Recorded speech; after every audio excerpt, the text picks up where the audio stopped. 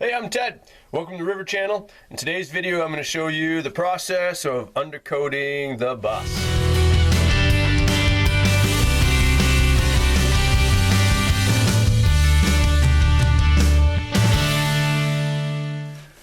Alright, so we're onto the bus. Last fall I started scraping off all of this rust underneath. It's pretty rusty.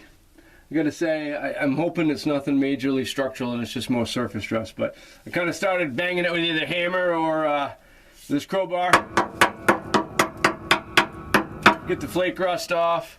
And then this is black. It looks like they used it as like a rust proofer or kind of like a sealant undercoating. What all it's doing now is trapping moisture into here, and the spots it's got, it's more rusted than others, so I'm kind of going through either with this 5-in-1 paint scraper or my crowbar, and then I'm going to use this wire brush on the end of this to get that scale off, and then we'll spray it with some NH oil.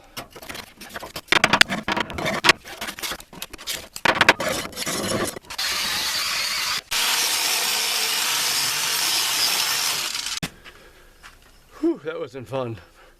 That was about 2 or 3 hours of grinding away with that little wire wheel at my grinder, I guess. Yeah, that seemed to work the best.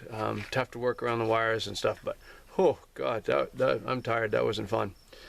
But I think you got most of the scale rust off and some of that, all that black, whatever that was, underliner. And so now I'm gonna take a compressor, some air, and blow it clean, and then I'm probably gonna take a hose and try to wash it one more time, and then maybe let it sit overnight and then do the undercoating tomorrow. Whew, grimy work. Okay, ready to do the undercoating spray. So we got this kit from NH Oil.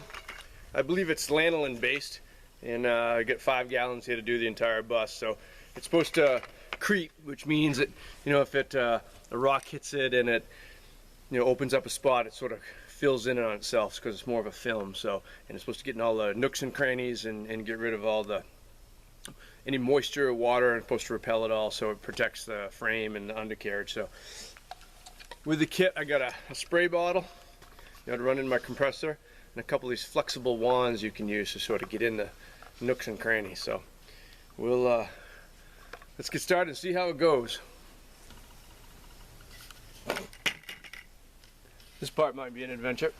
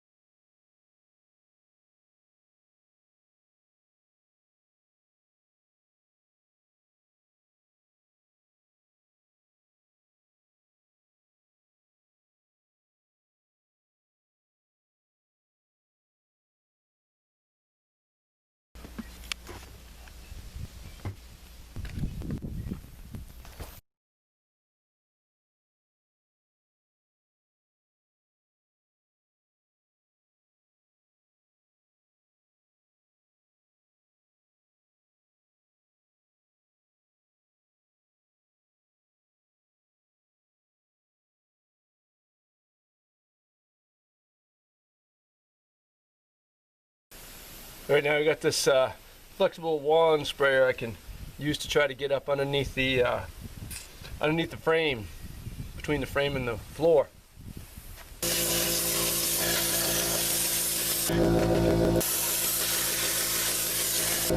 Okay, done.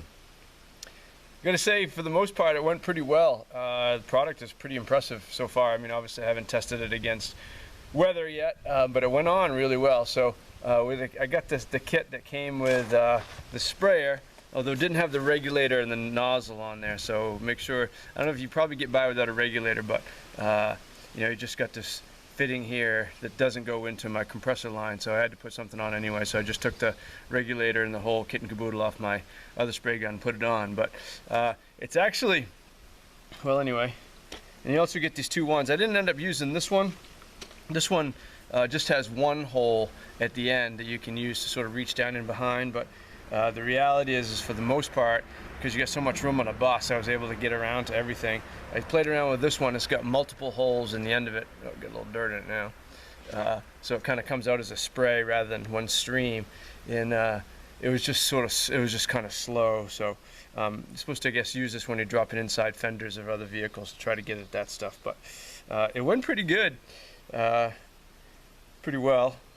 I'm surprised. It talks about how it being not completely drip proof, but very low drip, and it was. I think, you know, of course I'm a mess, but more is just because me like rubbing up against stuff, crawling. I don't have a lift to put the bus on, so I'm crawling in the dirt underneath, trying to get everything. So that made it a little bit trickier, but it sprays on, it sticks. It doesn't come flying off, which I thought that was great. The other thing I learned here, I gotta get those over there, is that by unscrewing the nozzle and moving it further out, you can deliver more product. It goes on a little bit thicker. And you know, I just kind of used it the way it came at first, and then, you know, I put that on and then put this back on, and I didn't put it on as far, and it went a lot easier. You could spray it a lot thicker.